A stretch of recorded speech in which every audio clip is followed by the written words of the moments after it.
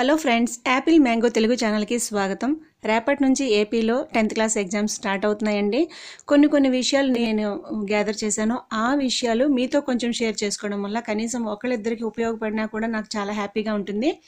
మా అబ్బాయి అన్నాడనమాట, అమ్మ ఈ విషయాలు అందరికీ తెలుస్తుందో లేదో తెలియదు, సో నువ్వు వీడియో ఎందుకు చేయకూడదని. అందుకని లాస్ట్ మినిట్లో నేను చేయాల్సి వస్తున్నది, లేదంటే 2-3 డేస్ ముందే నేను చేసి ఉండేదాన్ని. ఇప్పుడైతే ఇంకా విషయంలోకి వచ్చేద్దాం. రేపు మార్నింగే ఎగ్జామ్ కనుక మనం ఈరోజు తీసుకోవాల్సిన జాగ్రత్తలు ఏమిటి అంటే, మనం హాల్ టికెట్ ఉంటుంది కదా, ఆ హాల్ టికెట్, రాసుకునే అట్ట, ఇక పెన్నులు అయితే 3-4 పట్టుకెళ్ళండి. ఎక్కువ పట్టుకెళ్ళడం వల్ల నష్టం ఏమీ లేదు, మరి 1-2 అలాగే పట్టుకెళ్ళొద్దు. స్కేల్ ఒకటి కంపల్సరీ ఉండాలండి, ఎందుకంటే మనం మార్జిన్ గీయాలి కనుక స్కేల్ అంటే మ్యాథ్స్కే కదా ఇప్పుడు ఎందుకు అనుకోవద్దు, ప్రతి ఎగ్జామ్ కూడా స్కేల్ పట్టుకుని వెళ్ళాలి. వీటన్నిటితో పాటుగాను పేరెంట్స్ తీసుకోవాల్సిన జాగ్రత్తలు ఏంటంటే, వాళ్ళు ఎంత బాగా చదివినా కానీ ఇది ఫస్ట్ టైం పబ్లిక్ ఎగ్జామ్ కనుక అందరూ చాలా ఎస్టిమేషన్స్తో ఉంటారు కనుక వాళ్ళు ఒత్తిడి పెడతారు కూడా కనుక వాళ్ళకి తెలియకుండానే ఆందోళన, ఒత్తిడి ఉంటుందన్నమాట. దానివల్ల చదివింది ఎక్కువైపోయి మర్చిపోయిన సందర్భాలు కూడా ఉంటాయి. కనుక ఇంతవరకు చదివింది చాలు. ఇప్పుడు కూడా రాత్రి 12-1 గంట వరకు చదివించేసి మళ్ళీ మార్నింగ్ 4కి లేపి అలా ఏం వద్దండి. ఈ కొద్ది టైం చదవడం వల్ల ఏమీ అద్భుతాలు జరిగిపోవు. వాళ్ళని ప్రశాంతంగా కంటి నిండా నిద్రపోనివ్వండి. ప్లస్ రేపు మార్నింగ్ టిఫిన్కి ఏం పెట్టాలనుకునేది ఈరోజే పేరెంట్స్ అంటే మదర్ రెడీ చేసుకోండి. వాళ్ళకి సాఫ్ట్గా ఉన్న ఇడ్లీ వేడివేడిగా పెట్టండి.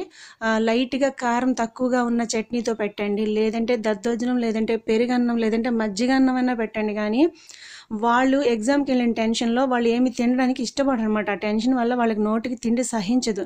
అయితే వాళ్ళకి నచ్చింది చేస్తే తింటారు కదా అని బిర్యానీలు, నూడిల్స్ ఇలాంటివి దయచేసి పెట్టకండి. దానివల్ల వాళ్ళు కొంచెం తినగలుగుతారేమో. కానీ ఎగ్జామ్ హాల్లో కడుపులో మంటని, లేదంటే టాయిలెట్కి వెళ్ళాల్సి పరిస్థితి రావడం కానీ, కడుపులో నొప్పి కానీ అలా వచ్చాయనుకోండి, అప్పుడు ఎగ్జామ్ టైము మనం చాలా లాస్ అవుతాం అనమాట.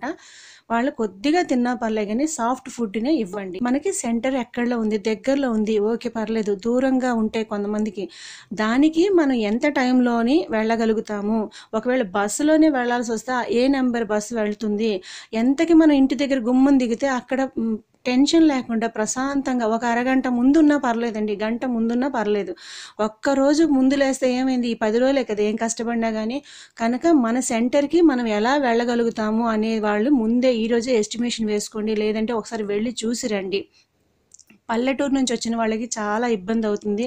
ఆ లాస్ట్ మినిట్లో పాపం వాళ్ళు చాలా టెన్షన్ పడతారు. ఆ టెన్షన్ వల్ల రాసినప్పుడు ఏమవుతుందంటే మనం మర్చిపోతాం కూడా. ఈ జాగ్రత్తలన్నీ ఎందుకు తీసుకోవాలంటే 10th క్లాస్ ఫస్ట్ టైం కనుక వాళ్ళకి 10th అయిపోయింది అనుకోండి, ఇంటర్మీడియట్ నుంచి మనం అంత టెన్షన్ పడక్కర్లేదు, ఎందుకంటే వాళ్ళే మనకు తిరిగి చెప్తారు, చక్కగా వాళ్ళు రాసేస్తారనమాట. ఇది మనం చాలా మోటివేట్ చేయాలి. ఈ 10th క్లాస్ అనేది మనకి రిజల్ట్ బాగుండాలి, కానీ ప్రెజర్ అనేది కూడా వాళ్ళు అంతగా ఫీల్ అవ్వకూడదు అనమాట. ఇక ఎగ్జామ్కి వెళ్ళిన తర్వాత ఏంటంటే, మనకి క్వశ్చన్ పేపర్ ఇచ్చిన తర్వాత వెంటనే ఫస్ట్ క్వశ్చన్ చదివి ఆ ఫస్ట్ క్వశ్చన్ ఆన్సర్ రాసేయడం చేయకుండా, క్వశ్చన్స్ ఇప్పుడు ఏంటంటే కాంపిటీషన్ పెరుగుతున్న కొద్దీ ఏం చేస్తున్నారంటే వాళ్ళు డైరెక్ట్గా కాకుండా ఇండైరెక్ట్గా కూడా అడగొచ్చు అనమాట. అంటే వాళ్ళలోని పరిశీలన, విశ్లేషణ, అవగాహన శక్తిని వెలికి తీసేలా ఉంటాయి అనమాట క్వశ్చన్స్. అలా కూడా ఉండొచ్చు, డైరెక్ట్గా కూడా కొన్ని ఉండొచ్చు. కనుక ఫస్ట్ ప్రశ్నలు బాగా చదవమని చెప్పండి. చెప్పిన తర్వాత దానికి ఆన్సర్ ఎలా ఇవ్వాలన్నది ఆలోచించుకోండి. ఆ ఇచ్చేటప్పుడు కూడా 15 మార్క్స్కి ఇచ్చినప్పుడు మనం ఎలా రాయాలి, ఆ 15 మార్క్స్కి ఎప్పుడు చదువుకున్న క్వశ్చనే 3 మార్క్స్కి ఇచ్చాడు అనుకోండి, అప్పుడు మనం ఎంత షార్ట్ చేసి దాంట్లో మెయిన్ పాయింట్స్ని మాత్రమే మనం రాయాలి. 5 మార్క్స్కి ఇస్తే కొంచెం పెంచాలి. ఇలాంటి అవగాహన కూడా వాళ్ళకు ఉండాలి. చక్కగా లెఫ్ట్ సైడ్ మార్జిన్ గీయాలండి. గీసిన తర్వాత ఏ క్వశ్చన్కి ఆన్సర్ రాస్తున్నారు, మళ్ళీ క్వశ్చన్ రిపీట్ చేయక్కర్లేదండి. ఇప్పుడు ఫస్ట్ క్వశ్చన్కి అయితే 1 అని వేసి ఆన్సర్ అని పెట్టాలి, లేదంటే 1 అని చెప్పి జవాబు అని పెట్టాలి. అది ఎక్కడ మార్జిన్ లోపలికి రాయాలి. తర్వాత ఇంకో విషయం ఏంటంటే, మొత్తం అంత ఎస్ఏ రైటింగ్లో రాసిస్తే చదివిన వాళ్ళకి కొంచెం అంత ఇంట్రెస్ట్ ఉండదు అనమాట. అంటే మెయిన్ పాయింట్స్ ఎక్కడెక్కడ వెతుక్కునేంత పరిస్థితి అక్కడ ఉండదు.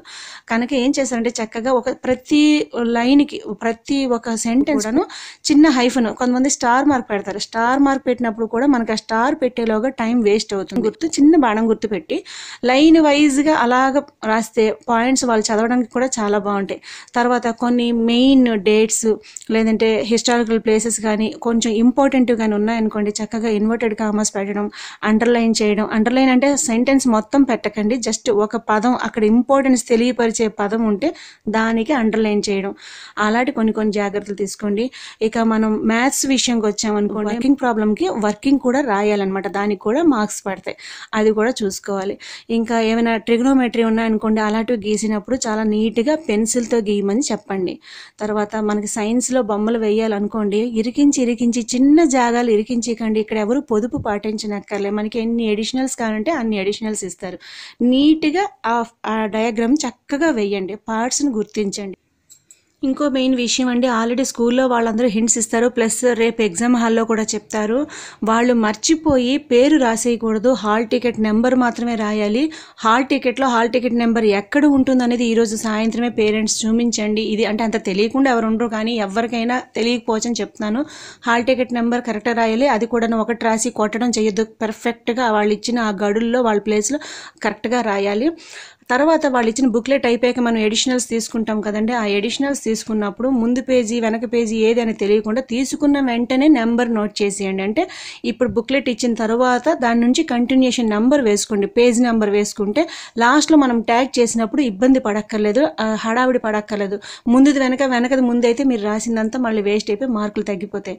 అలాగే వాళ్ళు మధ్యలో ట్యాగ్ చేయడానికి దారం ఇస్తారు, ఆ దారం ఏంటంటే మీరు పక్కన హడావిడిలో పడేసారనుకోండి, లాస్ట్లో మళ్ళీ వెతుక్కోవాలి. అలా కాకుండా దాని చక్కగా మీ షర్ట్ పాకెట్ ఉంటుంది, ఆ పాకెట్లో పెట్టేసుకోండి, లేదంటే ప్యాడ్ క్లిప్ ఉంటుంది, క్లిప్ కన్నా చుట్టుకోండి. తర్వాత ఈ లాస్ట్లో మీరు ఎప్పుడైతే ఈ ట్యాగ్ చేస్తారో, ఎడిషనల్స్ అన్నీ అయిపోయాక బిట్ పేపర్ ఎక్కడ కట్టాలన్నది వాళ్ళు చెప్తారు, లాస్ట్లో కడతారు. బిట్ పేపర్ కూడా కట్టిన తర్వాత దారం ముడి వేసేటప్పుడు ఇరికించి ముడి వేయొద్దు. పేపర్ వాళ్ళు వాల్యుయేషన్ చేసినప్పుడు పేజీ తిరిగినప్పుడు చాలా ఇబ్బందిగా ఇరుగ్గా ఉందనుకోండి, పేజీ చిరిగిపోయే అవకాశం ఉంది, ఎడిషనల్ షీట్ కూడా పోయే అవకాశం ఉంది, లేదంటే వాళ్ళు ఇబ్బంది పడే గబుక్కున అంత క్లియర్గా చదవకపోవచ్చు కూడా. కనుక కాస్త గ్యాప్ అంటే లూజ్గా ఉండాలి, ముడి మాత్రం టైట్గా వేయాలి. దయచేసి ఇది అర్థం చేసుకుని ఈరోజు నైటే పిల్లలకి పేరెంట్స్ చెప్పండి.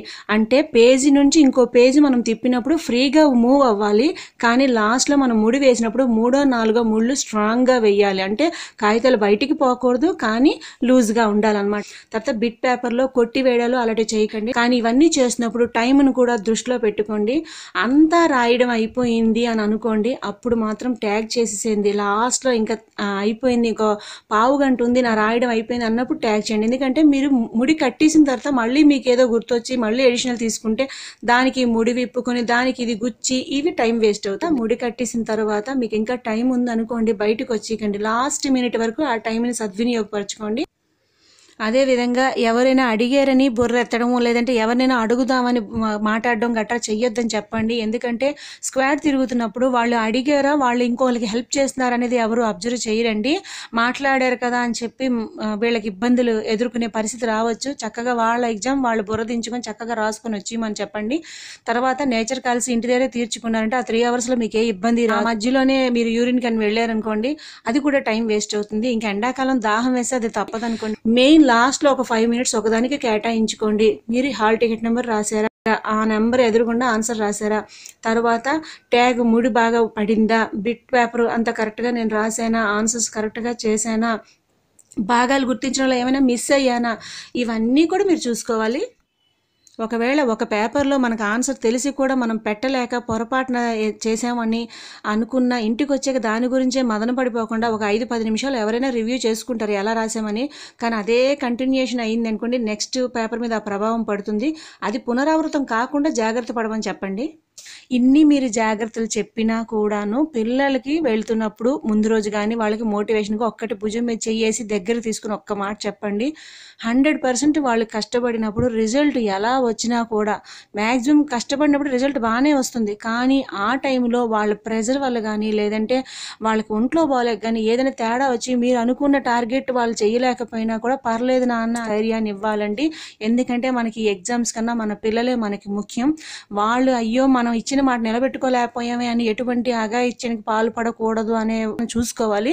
సో వాళ్ళు కష్టపడ్డారు కనుక పర్వాలేదు నాన్న, నువ్వు బాగానే రాయగలవు, నువ్వు రాస్తావు అనే చెప్పండి. ఎందుకంటే నేను మా అబ్బాయికి అలాగే చెప్పాను, వాడు కష్టపడ్డాడు, సో రిజల్ట్ ఎలా ఉన్నా నేను స్వాగతిస్తాను. ఇదేనండి. ఏమైనా ఎక్కువగా నేను చెప్పుంటే క్షమించండి. మీకు నచ్చితే ఇందులో 1-2 పాయింట్స్ అయినా మీరు తీసుకుంటారనే ఉద్దేశంతో నేను ఈ వీడియో కొంచెం లెంగ్తీ అయినా నేను చెప్తున్నాను.